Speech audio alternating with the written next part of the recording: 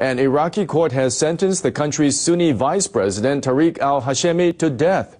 Hashemi is a political rival of Shia Prime Minister Nouri al-Maliki. The ruling is raising concerns that it could further fuel sectarian tensions.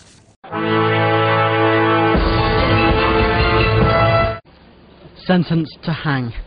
Tariq al-Hashemi, found guilty for ordering the killings of an Iraqi lawyer and government official, denies the charges. He was sentenced in absentia after fleeing to Turkey in December. His supporters say the Sunni former vice president is being targeted by the country's Shia-controlled government. After news of his sentencing broke, a wave of car bombings hit mostly Shiite neighborhoods in the Iraqi capital, Baghdad.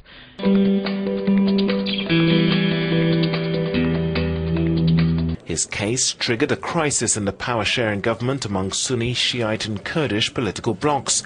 The court's decision is likely to further exacerbate sectarian tensions. But it remains unclear whether the court will respond to Interpol's extradition request. The International Police Agency wants Hashemi to answer allegations that he financed terrorist attacks in Iraq.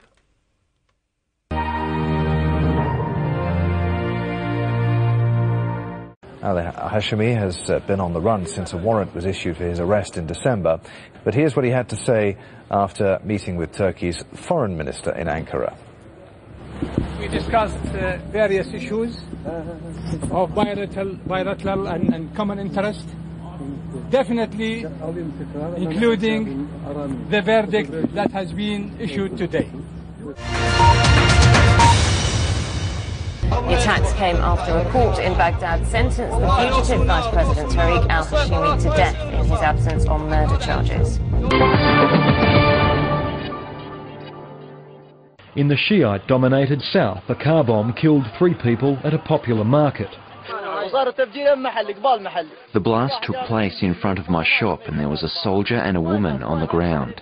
Further north in Nasiriyah, 1 person was killed when a building housing the French consulate was hit. And a double car bombing killed 16 near a Shiite shrine in the town of Amara. North of the capital, insurgents struck with another double car bombing in Tuz-Karmutu, which is dominated by ethnic Turkmen. 4 people died in the attacks here, which were apparently aimed at the local police and the mayor. And 11 soldiers were shot dead by gunmen who stormed an army post in the town of Djail. Further north in Kirkuk, another double car bombing killed at least 15 more people. Sectarian violence has grown steadily worse since US troops left at the end of last year. Still early in Baghdad, the city is fairly quiet after a brutal day on Sunday. That violence started early in the morning in other cities and closed up in the evening with 6 car bombs that targeted mainly Shia neighborhoods in Baghdad. The total we have so far of people killed is at least 109 from yesterday. Insurgents have been carrying out these kinds of major attacks at least once a month since the US troops left. This certainly looks like one of the bloodiest days of the year.